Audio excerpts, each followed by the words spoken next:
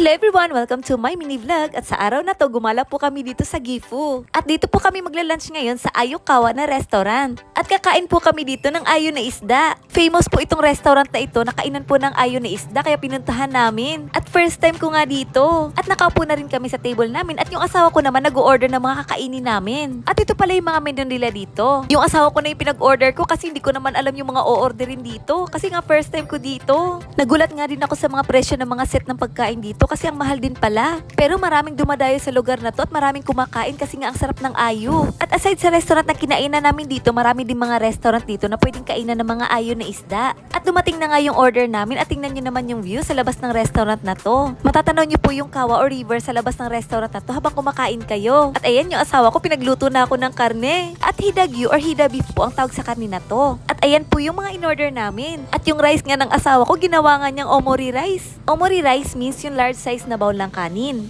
Mahilig kasing mag-order ng omori rice yung asawa ko kasi hati kami sa kanin na yun. At ayan, kinakandong ko muna si Baby Aina habang kumakain kami. Ang kulit nga ni Baby Aina dito kasi kung ano-ano yung hinawakan niya sa gilid kaya kinarga ko na lang talaga siya. Ganito talaga kami ng asawa ko. Pag yasumi niya, ginagala niya talaga ako sa mga lugar na hindi ko napupuntahan. At gaya ngayon, summer na sa Japan, masarap daw kumain ngayon ng ayo na isda. Kaya pumunta talaga kami dito. Buti nga yung asawa ko mahilig gumalat, nakakagala din ako kasama pa si Baby Aina. Dapat nga kasama namin ngayon si Hari kaso ayaw niyang sumama. Kasi sabi ko kay Hari kakain tayo ng ayo at pupunta tayo sa mga bulaklak. Kaya sabi ng anak ko ayaw doon niya pumunta sa mga ganon kaya hindi ko na lang din siya pinilit na sumama. At yung asawa ko naman kinuha na niya si Baby Aina para makakain daw ako ng maayos. At sa likod ng asawa ko may mga customer nga doon, inaaliw nila si Baby Aina. At alam niyo ba ganito kami pag kumain sa labas, pinapakain talaga ako ng asawa ko ng maraming pagkain. Hanggang sa nabusog na ako pero yung asawa ko parang kunti lang naman yung kinain niya. Pero pinapakain ko naman sa kanya lahat hanggang sa mabusog siya. At after namin kumain, nagbayad na rin yung asawa ko at kumuha na rin kami nitong leaflets nila. At lumabas na rin kami at ito pala yung view sa labas ng restaurant nila. Gusto sana namin pumunta sa may river sa gilid ng restaurant na to kaso umulan. Kaya dito muna kami at tumambay saglit kaso hindi talaga huminto yung ulan pero hindi naman pumalakas yung ulan. At dito naman ang sarap tingnan ng mga isda dito sa aquarium. Parang mga ayo na isda yata itong mga to. At after pala namin dito, dumiretso na lang kami doon sa pupuntahan naming mga ajisay ng mga bulaklak. At andito na nga kami at tinuro lang kasi ito ng kaibigan ng asawa ko sa amin. At matatagpuan po ito sa Sekishi Itadori.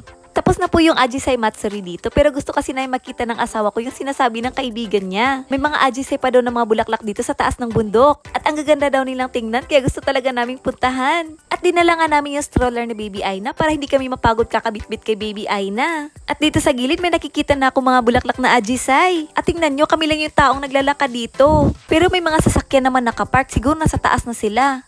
Hanggang dito na lang, sa susunod kong vlog, ipapakita ko po sa inyo yung pinuntahan naming view sa taas. Thank you po sa panonood. See you sa next vlog. Bye! Arigatou gozaimasu!